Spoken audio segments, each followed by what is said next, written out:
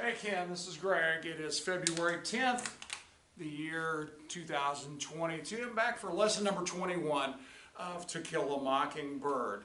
Got something, this may end up having to be a two-part lesson because I've got something extra I want to talk about that's not found directly in the book, but it's necessary to understanding this book and practically all books, to be honest with you.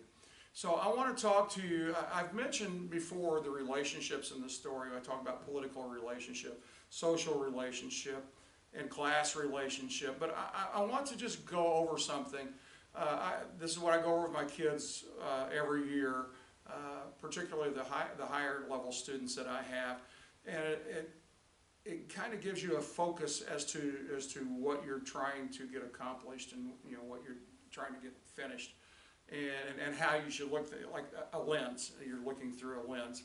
I want you to think of any activity whatsoever that you're involved in. And it's going to, this activity that you do is always going to involve some type of a relationship, whether it's with a person or a thing or yourself or whatever. And I just want you to think about it. You get up in the morning, you're not feeling well, kind of cross with your kids or your wife or something like that. All right, that's a relationship obviously between you and the people that's involved. I come to school and I have a relationship with with my students, whether they're it doesn't necessarily have to be anything wrong with either one of us. I mean, we could get along fabulously well, but think about our relationship with the government, our relationship with our money, so on and so forth. Nearly everything I can think of in life involves at least one relationship, and many times it involves a lot of relationships that we have in our lives. After I show you what I'm getting, I want you to think a little bit later about sermons that you hear at church. Or doesn't necessarily have to be at church. Sermons that you hear, or lessons, that you hear, biblical lessons, and you will find in stories that you read in the Bible and stuff, histories and stuff like that, that everything involves these relationships that I'm going to describe to you. All right, so there are 8 relationships in life that really affect us, everything that we do. And these are the relationships that I have listed here. And again, these are the relationships that I use to frame books that we're reading for all my kids. First relationship is a social relationship, and that's defined as my relationship between me and my neighbors. My neighbors being defined as anyone in this world other than relatives. All right? So, they're trying to chirp up Jesus, who's my neighbor? And he told them the story of the Good Samaritan. So a neighbor is defined as anyone, any person, other than a relative that we might have dealings with in this world. The second one, if I remember, is domestic. Is that right? Yeah, domestic. The domestic relationship is a relationship that we have among family members.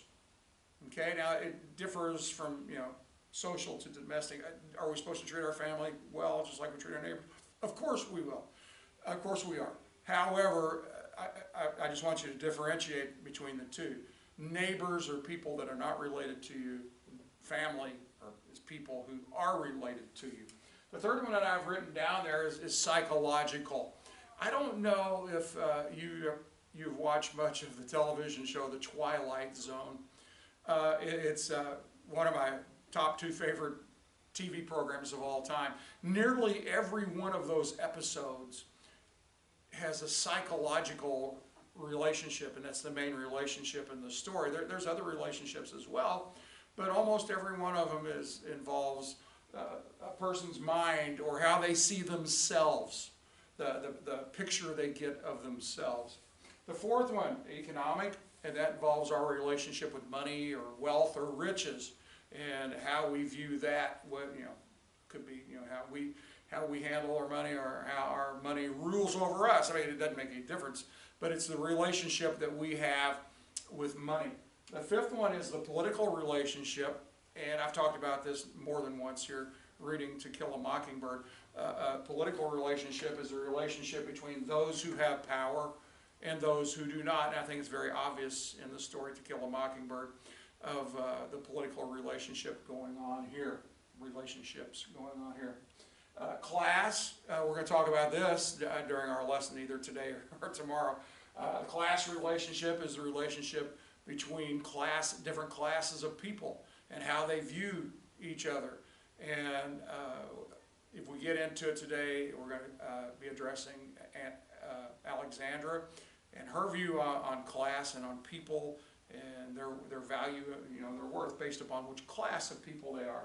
The next one is gender, our relationship between males and female. It could be male, male, female, female.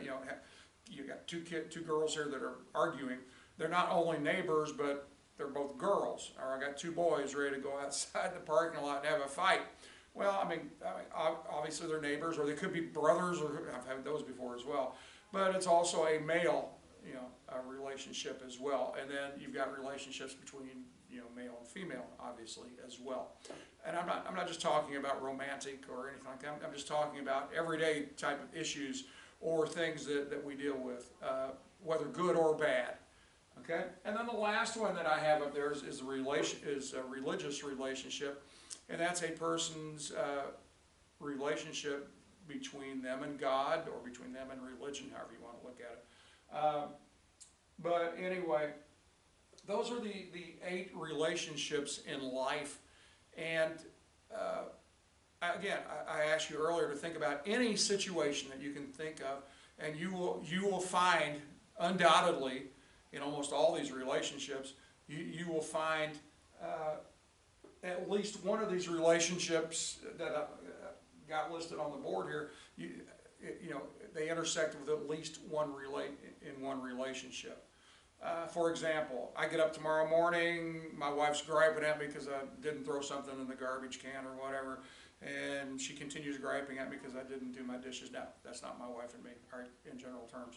But anyway, let's pretend like, that's going on. All right, that's obviously a domestic relationship, but it could also be a psychological relationship. What if I have a poor self-image and I'm really tired and I'm worn out and I'm exhausted, mentally and emotionally exhausted, and I think, oh boy, here I go again. I can never do anything right. Well, it's a psychological relationship. It's how a person views themselves and their mind, what's going on in their mind. So again, like I said, think of nearly anything going on in your life, and you will see that it involves one or more of these relationships. Now, why is this important? Well, it's important because I haven't mentioned this in our discussions here. Every story, every fiction story I'm talking about, every story must have a conflict. If there is no conflict, there is no story. There's no fuel to drive the story. There's nothing to keep the interest of the readers going and stuff like that. And so conflicts are necessary, 100% necessary to any work of fiction. You think about Indiana Jones, Raiders of the Lost Ark. He went from he get in one bad situation, one bad conflict. He would solve it or resolve it, and he'd immediately get thrown into another one. It's conflicts which power a story. They provide the fuel for stories and keep the readers or watchers, in the case of movies, interested in what is going on. So why are conflicts important? Well, you will find your conflicts in these relationships here. And you think about, political, we'll just start with political, talking about, society, how society was arranged in the South, and why Tom Robinson had to be found guilty. It's because of a political relationship. The whites who are in power, again, I know this is a repeat of many times, the whites in power were not willing to grant equality with the blacks, and if they ever for a second would grant equality to a black person, then their society, as they conceived it, would fall apart. And the people on the top would no longer be on the top, and they were ready. They would lose their power. Again, that's a social relationship and a social conflict as well. because they were convicting Tom Robinson on bogus information, and he was obviously really innocent. And so it's how they treat their neighbors. But along with that, it's I had political and I had social. Think about, we got classes. How I got the 4 groups of people aligned there. That's how people in one class view people in another class. Could be psychological, to the blacks. Could you imagine being pushed down for years and years and years, hundreds of years, and what they must think about themselves and how they must view themselves in order to live in that society. And so those were all your conflicts take place in stories. It's in one of these relationships here. I want, I've said to myself many times, man, I wish I could go out preaching and go around to churches. I would just choose one of these relationships and I would preach about that. You can always get an altar call. All right. Some people, you're sitting in church. Some people have problems with their neighbors, and I don't mean the next door neighbors. I mean the people that maybe they work with, or maybe people that are on the other side of the church, sitting in different chairs or a different pew or whatever. And so that you could preach a sermon on that, and you could get people up to the altar. You could have one on family and how family is supposed to work together. You could preach on it. You get an altar call, just like that. Not for everybody at once, but just for groups of people. The same way for psychological, you could tell people, this should be your image. We've been, bought by the blood of Jesus Christ, so we shouldn't view ourselves, in the way we had when we were in the world.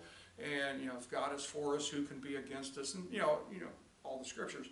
And people sometimes struggle with their self-image. And I'm sure you get a sermon up there and you can get an altar call. But anyway, this with money or those in power, those in not, class, gender, religious, it'd be easy to just come up with a sermon where you could get a response just by using one of these relationships here, because people they have struggles, and whether it's with themselves or with other people or their family or whatever, or with God. And people, they have conflicts, and it'd be easy, truly easy to come up with a nice sermon that could, you could just garner some people in, and you could pretty much always get an altar call if you knew how to word your sermon correctly. All right, I want to talk about this chapter. I don't have my book with me; it's back here. But anyway, I don't need it today. I don't think anyway. I'm not going to read anything like I did here. And I'm out of sequence here. Why am I out of sequence? Did I write over a page? I sure hope not. All right, that's the second. Oh, here you go. I just got it. I moved one accidentally ahead of the other one. All right, again, starting out now that I gave you the 8 relationships, the 3 main relationships. You can find all these relationships in this book, but the 3 main ones that are discussed in here are the political relationship, the relationship between those who have power and those who do not have power. The obvious answer to that one is the whites have the power, the blacks do not. And so the relationship that's created between those groups of people, it creates a conflict. The second one is the social relationship, how we treat our neighbors.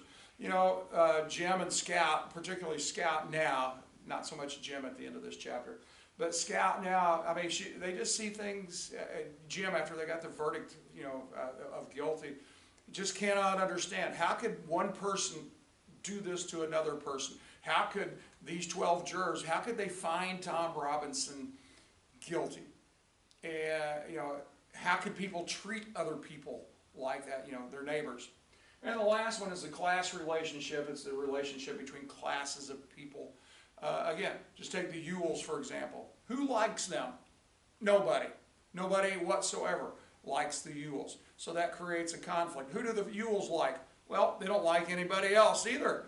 And they kind of go out of their way to upset people and to get them mad at their family and stuff. So that those are the 3 relationships that creates the biggest conflicts in here. Now, another thing about about these, go back to there, about these relationships in life. Again, it's not just where the conflicts occur, that's where the themes of the book occur as well.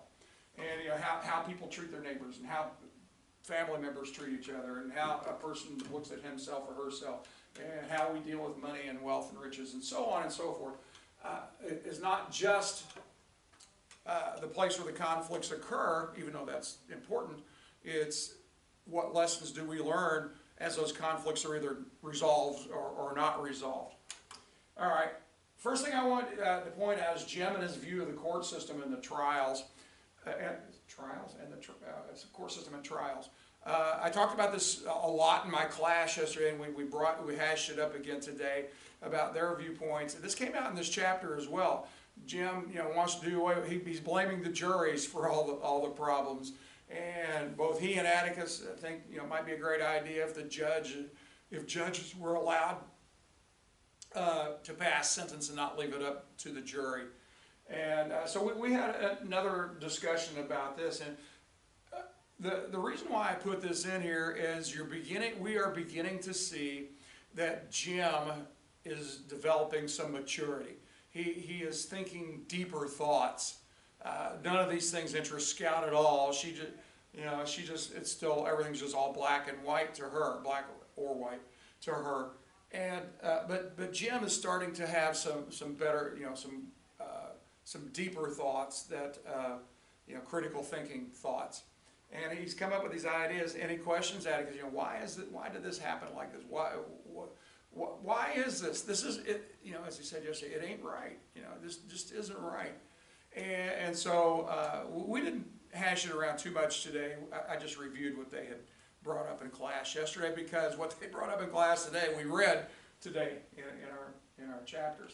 All right, the next thing I want you to see is the reason why the women of the townsfolk did not serve on juries. I was glad that was included in this chapter, because I've addressed it in class, and I wasn't sure my kids understood what I was talking about, but the book made it fairly simple.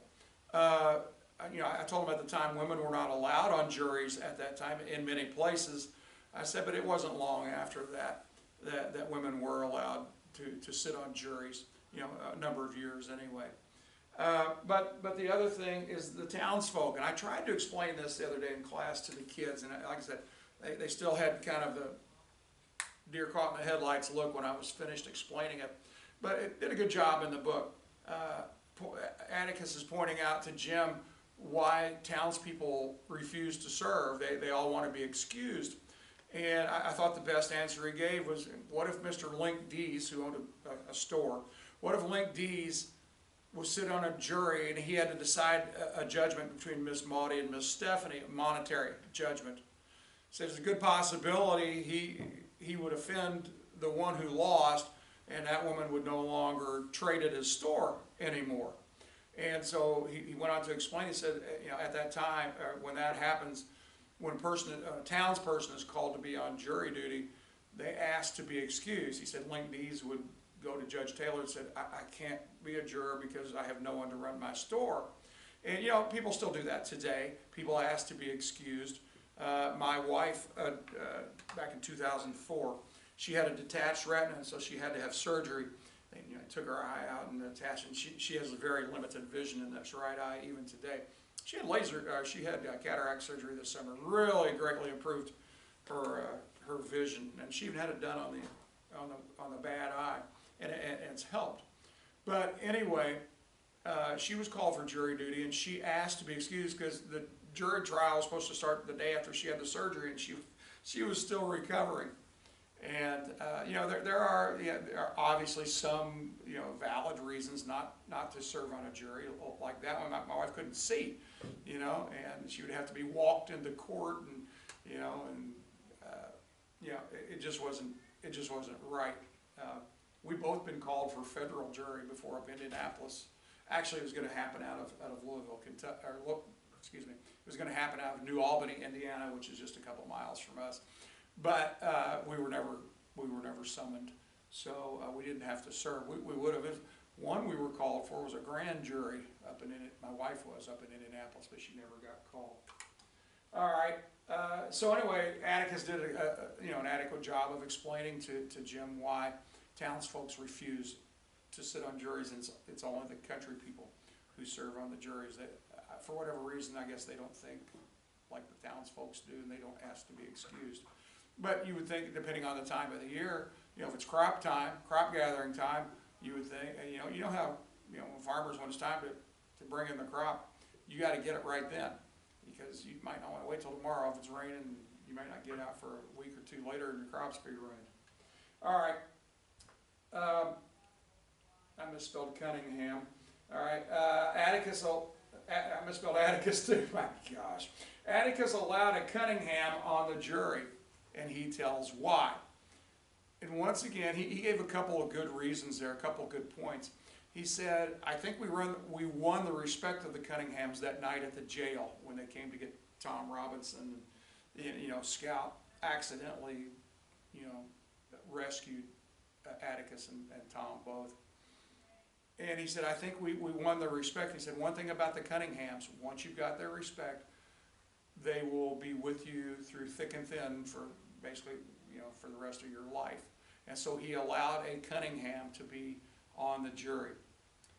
Another reason why he tells Jim, he said, look, one person, if one person is going to convict and know beforehand he's going to convict, what's the difference between him and a Cunningham if he's going to convict him as well? He said that there was no risk involved. He said, all the rest of them were going to vote for conviction regardless, but he was hoping that he'd get this one on there that would at least, give an opposing point of view. And Atticus said at the beginning, he said this guy was all for acquittal. I'm sure he was the only one. Kind of a minor miracle. Miss Maudie talked about it in our discussion yesterday, but Atticus mentioned it as well. That usually jury trials involving blacks, the jury deliberated just a matter of minutes, just a few minutes, and this one it took like 4 hours. And so Atticus himself was getting a little hopeful as it went longer and longer and longer that they were having to argue over it, and they finally wore the Cunningham down, and he voted for a guilty verdict as well. Let's see. Yeah. All right. Then two more points here. Then we'll be done for today. I'm going to get it done in one session here. Alexandra's view on classes. She was talking. Scout was talking about. Once she heard about the Cunningham on the jury, she suddenly took a different view of little Walter Cunningham, and she said she was going to try to be nice to him now. And she's going to forget about the last thing she thought about him was the next time she saw him, she was going to beat him up. But she had a little enlightenment here, and now she wants to invite him over for lunch and maybe invite him over to stay the evening, and Atticus could drive him home to Old Sarum later in the evening, and maybe even Walter could spend the night with them. And Jim didn't really see anything wrong with that either. Walter's just a different, he's another person. However, Aunt Alexandra, she had other views on this, and she was very adamant about it. She goes, under no circumstances can you have him over. Said, we are, basically, I'm paraphrasing this, we are Finches, they are Cunninghams. And she made a statement, again, I'm not going to get this word for word. You can scrub him, talking about Walter Cunningham, you can scrub him up, you can put new clothes on him, put new shoes on him, shine him up, get him looking real nice and neat, but he's never going to be like you, Jim. And he's still going to be, she's still going to be a Cunningham. I'm sure you've heard this saying before. We have it around here. We talk about different communities around here. A lot of basketball coaches, if they get an import from another school, and they try to work with them. And when I used to be a sports writer for a long time, I would talk to a lot of the coaches. Sometimes they would say, "Well, you can." There's a town around here called Henryville. Said you can take the boy out of Henryville, but you can't get the Henryville out of the boy, which means he couldn't work. The coach couldn't work with him. He was his thoughts were too ingrained, and that's what Alexandra's views are as well. She is all for class structure, and everybody remains in their class, and you're nice to everybody, but under no circumstances, just like you're not supposed to let the blacks come up across that imaginary line. And Alexander's view, only people that are in the same class of the Finches ought to get together and associate and be friends and stuff.